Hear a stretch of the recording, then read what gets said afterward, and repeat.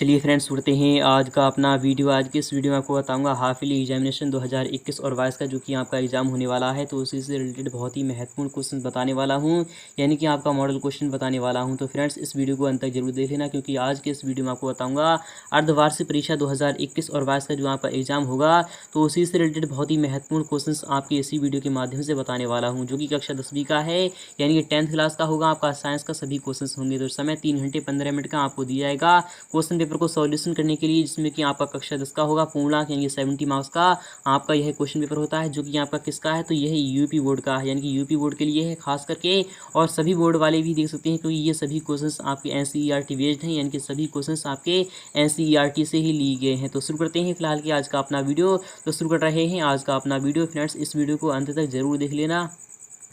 तो friends, video शुरू करने से पहले कुछ निर्देश आपके सामने आ चुके हैं। निर्देश पढ़ना भी जरूरी होता है। जब आप निर्देश को पढ़ते हो तभी आपको समझ में आता है कि कौन सा क्वेश्चन आखिर क्या कहना चाहता है। तो पहला वाला निर्देश है, सभी प्रश्न अनिवार्य हैं, इनके और क्वेश्चन आर कंपलसरी। प्रत्येक यानी कि प्रश्नों के अंक उनके सामने दिए गए हैं, यानी क्वेश्चन कितने अंक का होगा आपके सामने राइट हैंड साइड में लिख दिया जाएगा। और प्रारंभ के 15 मिनट परीक्षार्थियों को प्रश्न पत्र पढ़ने के लिए निर्धारित की जाती हैं, यानी कि जो आपको 3 घंटे 15 मिनट का टाइम दिया जाता है क्वेश्चन पेपर को सॉल्यूशन करने के लिए, उसमें 3 घंटे के अंदर अंदर आपको पेपर को सॉल्यूशन करना होता है, और 15 मिनट आपके लिए पेपर को पढ़ने के लिए दी जाती हैं। थर्ड वाला है प्रश्न, यानी कि प्रश्न पत्र 3 खंडों में का खा गा तथा 3 यानी कि का खा गा में विभाजित किया गया है। और चौथा वाला कह रहा है, प्रत्येक खंड का प्रथम प्रश्न बहुविकल्पीय होगा, जिसमें कि यानी कि सही विकल्प आपको चुनकर ही लिखना होगा। तो पांचवा आपका कह रहा है, अपने उत्तरों की पुष्टि आपको आवश्यक नामांकित चित्र तथा रासायनिक समीकरण द्वारा करना होगा। तो फिलहाल कि आपका पहला क्वेश्चन आ चुका है, जो कि आपका खंड का है, वो सभी आपका भौतिक विज्ञान का होगा, यानी कि जो खंड आपका पहला वाला स्टार्ट हो रहा है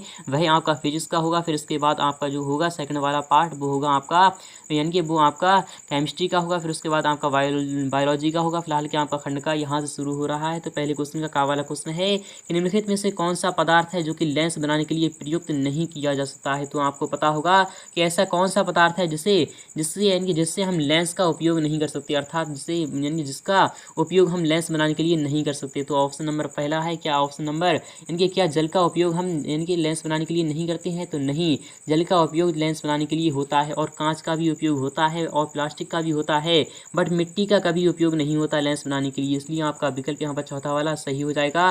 नेक्स्ट क्वेश्चन भी काफी महत्वपूर्ण है। क्वेश्चन खा वाला क्या कह रहा है कि समतल दर्पण की फोकस दूरी कितनी होती है। तो समतल दर्पण की जो फोकस दूरी होती है वह अनंत होती है, यानी कि आपका जो विकल्प होगा वह कितना होगा, यानी सेकंड वाला ऑप्शन आपका यहाँ पर राइट हो जाएगा। थर्ड वाला क्वेश्चन भी काफी महत्वपूर्ण होने वाला है कि कांच का अपवर्तनांक अधिकतम होता है। तो यहाँ पर कह रहा है कांच का अपवर्तनांक किस में अधिकतम होता है, क्या लाल में होता है, या फिर बैंगनी में होता है, या फिर हरे रंग में होता है, या फिर पीले रंग का होता है।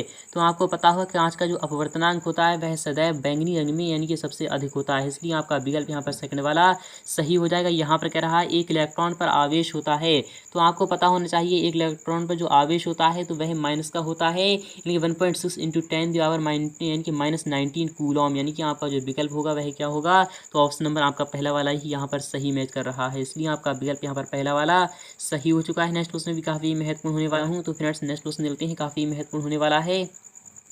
तो फ्रेंड्स, सेकंड वाला क्वेश्चन आ चुका है आप सामने ही, काफी महत्वपूर्ण है। क्वेश्चन नंबर सेकंड का कह रहा है, आपको ये भी देखना होगा। क्वेश्चन सेकंड का वाला क्वेश्चन है कि नेत्र की समंजन क्षमता किसे कहते हैं। तो आपको ये बताना होगा कि नेत्र की समंजन क्षमता क्या होती है, आपको यह पूरा ही डिस्कस करना होगा। फिलहाल कि मैं आपको बता रहा हूँ, वह यानी कि वह नेत्र की वह समंजन क्षमता या फिर वह क्षमता जिससे हम यानी कि बिना समंजन क्षमता की यानी कि बिना अच्छे तरीके से हम देख सकते हैं, सब कुछ कर सकते हैं, इसलिए वह क्या कहलाती है, तो नेत्र की समंजन क्षमता कहलाती है। इसे हम किससे दर्शाते हैं, तो इसे हम पी से दर्शाते हैं। इसका यानी कि जो मात्रक होता है तो वह डायोप्टर होता है। इस तरीके से आपका आंसर हो जाएगा, यानी कि पी इसमें क्या अंतर होता है, तो पी इक्वल टू आपका 1/f होता है, यानी फोकस दूरी इसमें को क्या होती है। तो इस तरीके से आप यहाँ पर देखते हैं। थर्ड वाला यानी सेकंड वाला क्वेश्चन है, स्नेल का नियम आपको लिखना होगा, यानी कि स्नेल का नियम क्या कौन सा होता है आपको वो भी लिखना होगा, काफी महत्वपूर्ण है। आपको पता होगा यानी कि प्रकाश के अपवर्तन का जो यानी कि सेकंड वाला लॉ है, यानी सेकंड वाला जो नियम होता है वही स्नेल का नियम कहलाता है। तो आपको वो लिख देना है, आपका आंसर हो जाएगा सही। थर्ड वाला क्वेश्चन भी काफी महत्वपूर्ण है कि मुख्य अक्ष अथवा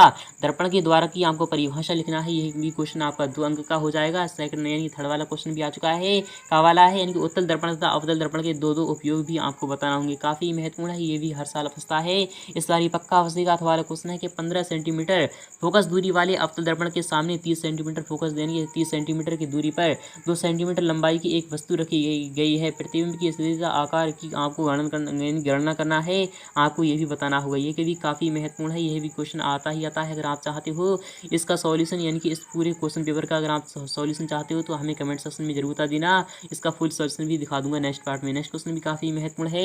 एक निकट दृष्टि दोष वाला व्यक्ति 20 सेंटीमीटर दूर यानी कि दूर स्थित पुस्तक को पढ़ सकता है। पुस्तक को 25 सेंटीमीटर दूर यानी कि रखकर पढ़ने के लिए उसे कौन सा यानी कैसा और कितनी फोकस दूरी का लेंस चश्मे में प्रयुक्त करना होगा। ये भी क्वेश्चन आपका 4 अंक का होगा। काफ़ी महत्वपूर्ण है, हर साल ये क्वेश्चन फंसता ही। यहाँ पर क्या कह रहा है ये भी देखना होगा कि वर्ण विक्षेपण किसे कहते हैं। प्रिज्म द्वारा वर्ण विक्षेपण की घटना को चित्र द्वारा आपको स्पष्ट करना है। ये भी काफ़ी महत्वपूर्ण है, ये भी क्वेश्चन आता ही आता है, अक्सर आता है। क्वेश्चन 4 भी काफ़ी महत्वपूर्ण है, हर साल आता है। ये क्वेश्चन आता ही आता है कि निकट दृष्टि दोष किसे कहते हैं। यानी कि मानव नेत्र का वह दृष्टि दोष जिसमें कि मनुष्य को यानी कि निकट का तो स्पष्ट रूप से दिखाई देता है परंतु दूर का स्पष्ट रूप से दिखाई नहीं देता।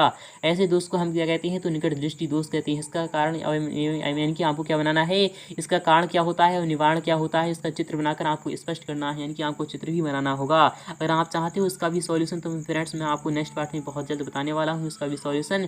तो फ्रेंड्स अथवा वाला क्वेश्चन लेते हैं। यानी उत्तल लेंस द्वारा प्रतिबिंब बनने की यानी कि विभिन्न स्थितियों को आपको चित्र द्वारा समझाना होगा। ये भी काफ़ी महत्वपूर्ण है, ये भी आता ही आता है। तो खंड खा आपका यहाँ से शुरू हो रहा है जो कि आपका रसायन शास्त्र का है यानी कि आपका केमिस्ट्री का है। इसलिए आप यहाँ पर देख लीजिए, अच्छी तरीके से देख लीजिए। क्वेश्चन 5 का वाला क्वेश्चन होने वाला है कि वह प्रक्रिया जिसके कारण चांदी के ऊपर काली परत व तांबे के ऊपर हरी परत चढ़ जाती है, ऐसी अभिक्रिया क्या कहलाती है। यानी कि ऐसी प्रक्रिया क्या कहलाती है। क्या उदासीनीकरण कहलाती है या फिर ऑक्सीकरण कहलाती है या फिर उपचयन कहलाती है या फिर संक्षारण कहलाती है। तो वह प्रक्रिया जिसके कारण चांदी के ऊपर काली परत व तांबे के ऊपर हरी परत चढ़ जाती है या फिर लोहा के ऊपर क्या जंग चढ़ जाती है, तो ऐसी अभिक्रिया को हम क्या कहते हैं तो संक्षारण कहते हैं। इसलिए आपका विकल्प यहाँ पर चौथा वाला सही हो जाएगा। सेकंड वाला क्वेश्चन भी काफ़ी महत्वपूर्ण है। यहाँ पर कह रहा है कि खाने के सोडे का रासायनिक सूत्र क्या होता है। तो यानी खाने का सोडा को हम क्या कहते हैं तो सोडियम यानी कि सोडियम बाइकार्बोनेट कहते हैं। क्या कहते हैं तो सोडियम बाइकार्बोनेट कहते हैं यानी कि NaHCO3 यानी कि आपका विकल्प यहाँ पर सेकंड वाला सही हो जाएगा। और धावन सोडा का जो आपका सूत्र है ये आपके पहले विकल्प में दिया जा रहा है यानी कि Na2CO3 × 10H2O होता है। फिलहाल कि आपको ये भी देख यानी में ध्यान में रखना होगा। और अमोनियम क्लोराइड का भी आपके सामने सूत्र दिया जा रहा है। नेक्स्ट क्वेश्चन भी काफ़ी महत्वपूर्ण होने वाला है कि पीतल क्या है। तो आप सभी को पता होगा क्या पीतल उपधातु है या फिर मिश्र धातु है या फिर धातु है या फिर अधातु है। तो पीतल जो है वह क्या है तो पूरी पीतल एक क्या है उपधातु है या फिर आपकी मिश्र धातु है। तो आपको ये भी बताना होगा। फिलहाल कि आपका जो पीतल होती है वह मिश्र धातु में आती है, इसलिए आपका विकल्प यहाँ पर सेकंड वाला सही हो जाएगा। आई होप आपको समझ में आ रहा होगा। अगर आपको समझ में आ रहा है तो इस वीडियो को लाइक करना और अपने तमाम दोस्तों के पास शेयर कर दीजिए ताकि वो भी इसका लाभ उठा सकें। तो फ्रेंड्स नेक्स्ट क्वेश्चन भी देखते हैं। नेक्स्ट क्वेश्चन भी काफ़ी महत्वपूर्ण होने वाला है। तो फ्रेंड्स क्वेश्चन नंबर 6 का वाला क्वेश्चन आ चुका है, यहाँ सामने है, काफ़ी महत्वपूर्ण है। ये भी क्वेश्चन आता ही आता है।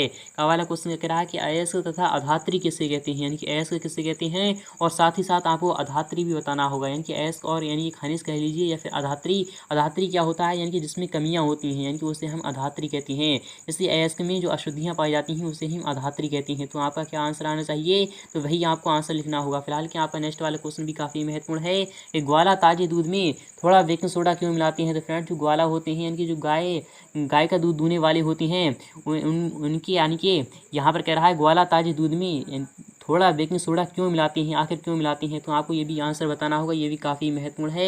नेक्स्ट क्वेश्चन भी काफ़ी महत्वपूर्ण है। यहाँ पर कह रहा है संयोजन अभिक्रिया को उदाहरण देकर आपको स्पष्ट करना होगा।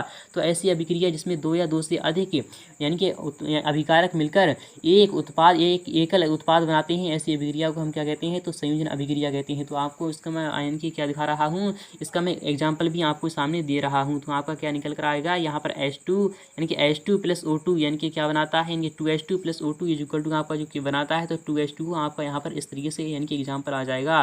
नेक्स्ट क्वेश्चन भी काफ़ी महत्वपूर्ण होने वाला है। क्वेश्चन 7 क्या कह रहा है कि प्लास्टर ऑफ पेरिस का रासायनिक सूत्र तथा नाम अणुसूत्र लिखना है और इसे कैसे बनाया जाता है, इसका यानी कि रासायनिक समीकरण भी आपको लिखना होगा। तो प्लास्टर ऑफ पेरिस की बात हो रही है तो इसे हम किस तरीके से बनाते हैं तो जिप्सम को 373 केल्विन पर यानी गर्म करने पर गर्म करने पर जो बनता है यानी कि जो वह क्या त्याग देता है, तो वह जल के यानी कि अणुओं को त्याग देता है। तो क्या हमें क्या प्राप्त होता है, तो प्लास्टर ऑफ पेरिस प्राप्त होता है। यानी क्या प्राप्त होता है, तो इसको मैं बता रहा हूँ CaSO4 यानी CaSO4 इंटू हाफ H2 इसका फॉर्मूला होता है। आप इसे भी ध्यान में रखिए, ये भी क्वेश्चन काफ़ी बार आता है।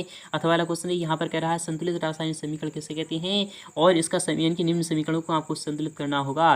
तो ऐसी समीकरण जिसमें कि यानी कि अभिकारक और उत्पाद यानी कि दोनों ही साइड बराबर होती हैं, तो ऐसे समीकरणों को हम क्या कहते हैं, संतुलित रासायनिक समीकरण कहते हैं। और निम्न समीकरण को हम यानी कि क्या करके दिखा रहे हैं, तो हम इसका सॉल्यूशन दिखा रहे हैं, संतुलित भी करके दिखा रहे हैं। तो Mg+O2 क्या होता है, Mg होता है, यानी 2MgO आपका यहाँ पर आ जाएगा। नेक्स्ट वाला कह रहा है कि ClO3 जो कि KCl बना रहा है प्लस O2 बना रहा है, तो आपका यहाँ पर किस तरीके से आंसर आ जाएगा, ये O2 बना रहा है यानी 2O2 आपका इस तरीके से आ जाएगा। यहाँ पर आपका 2KCl यानी O3 इस तरीके से आपका यानी कि ये क्या हो जाएगा, तो संतुलित हो जाएगा। नेक्स्ट क्वेश्चन भी काफ़ी महत्वपूर्ण होने वाला है कि अयस्क से शुद्ध धातु के निष्कर्षण में प्रयुक्त विभिन्न चरणों का आपको संक्षिप्त यानी कि विवरण करना होगा। ये भी क्वेश्चन काफ़ी महत्वपूर्ण है, हर साल फंसता है, इस सारी पक्का फंसेगा। अथवा वाला क्वेश्चन चलते हैं कि रासायनिक अभिक्रिया कैसे कहते हैं। उदाहरण देकर आपको रासायनिक अभिक्रियाओं के विभिन्न प्रकारों का उल्लेख करना है। ये क्वेश्चन भी आपका 7 अंक का हो जाएगा, क्योंकि यह क्वेश्चन काफ़ी ही बड़ा है, इसलिए आपको मैं नेक्स्ट पार्ट में इसका भी सॉल्यूशन दिखा दूंगा। नेक्स्ट क्वेश्चन काफ़ी महत्वपूर्ण होने वाला है, जो कि आपका बायोलॉजी का है यानी कि जीव विज्ञान का है। पहला वाला क्वेश्चन है यानी कि नविका का वाला क्वेश्चन है, लसिका में नहीं पाई जाती हैं। तो लसिका में क्या नहीं पाई जाती हैं, लाल रुधिराणु नहीं पाई जाती हैं, या फिर लिम्फोसाइट्स नहीं पाई जाती हैं, फिर श्वेत रुधिराणु नहीं पाई जाती हैं, फिर प्लेटलेट्स नहीं पाई जाती हैं। तो लसिका में क्या नहीं पाई जाती हैं, आपको इसका जवाब कमेंट सेक्शन में देना होगा। काफ़ी महत्वपूर्ण, ये भी क्वेश्चन आपका 1 अंक का हो जाएगा। सेकंड वाला क्वेश्चन है कि पित्तरस का स्राव होता है, तो यानी जो पित्तरस का जो स्राव होता है वह किससे होता है, तो वह हमेशा होता है यानी किससे होता है, पित्ताशय से होता है, या फिर यकृत से होता है, या फिर अग्नाशय से होता है, या फिर आमाशय से होता है। तो फिलहाल ये जो पित्तरस का जो स्राव होता है वह किससे होता है, तो आपको इसका भी जवाब देना होगा। नेक्स्ट क्वेश्चन भी काफी महत्वपूर्ण है। क्वेश्चन नंबर क्या कह रहा है कि पुरुष में लिंग यानी कि लिंग गुणसूत्र होते हैं तो सदैव XY होती हैं, इसलिए आपका सेकंड वाला ऑप्शन यहाँ पर सही हो जाएगा। और आनुवांशिक यानी कि जनक कौन है, तो आनुवांशिक के जो जनक हैं वह कौन है, तो वह मेंडल है, इसलिए आपका विकल्प यहाँ पर थर्ड वाला सही हो जाएगा। नेक्स्ट क्वेश्चन भी काफी महत्वपूर्ण है, ये भी देख लेते हैं, काफी महत्वपूर्ण आने वाला है आपके सामने, हर साल आता है, ये सारी पक्का फंसेगा। यहाँ पर कह रहा है कि माँ के शरीर में यानी भ्रूण अपना पोषक कैसे प्राप्त करता है, ये भी आपको ये भी बताना होगा। ये भी क्वेश्चन आपका 2 अंक का हो जाएगा। लार में कौन सा एंजाइम होता है, यह किसका पाचन करता है, तो लार में जो एंजाइम होता है वह टॉयलिन होता है, यह किसका पाचन करता है, यानी कि यह किसका पाचन करता है, ये भी आपको बताना होगा। और पर परागण से होने वाले 2 लाभ आपको लिखना है। फिलहाल के नेक्स्ट क्वेश्चन देख लेते हैं कि लैंगिक तथा अलैंगिक जनन में आपको 4 अंतर बताना होगा। ये भी क्वेश्चन आपका 4 अंक का हो जाएगा। अथवा वाला क्वेश्चन है कि मनुष्य के वृक्क की संरचना का शरीर चित्र आपको वर्णन करना है, यानी चित्र के सहित आपको वर्णन करना है। धमनी तथा शिरा में आपको 4 अंतर की उल्लेख भी करना होगा। अथवा वाला क्वेश्चन है रंध्र का यानी कि रंध्र का नामांकित चित्र बनाकर उसकी द्वार कोशिकाओं का आपको वर्णन करना है। प्रकाश संश्लेषण की परिभाषा तथा रासायनिक समीकरण लिखना है तथा प्रकाशिक व अप्रकाशिक यानी अभिक्रियाओं को भी समझाना होगा। अथवा वाला क्वेश्चन है जनसंख्या वृद्धि से होने वाली हानियां लिखना है और जनसंख्या रोकने से के विभिन्न उपाय भी आपको बताना होंगे। आई होप आपको समझ में आ चुका होगा। अगर आपको समझ में आ चुका है तो वीडियो को लाइक करना और अपने तमाम दोस्तों के पास शेयर कर दीजिए ताकि वो भी इसका लाभ उठा सकें। तो फ्रेंड्स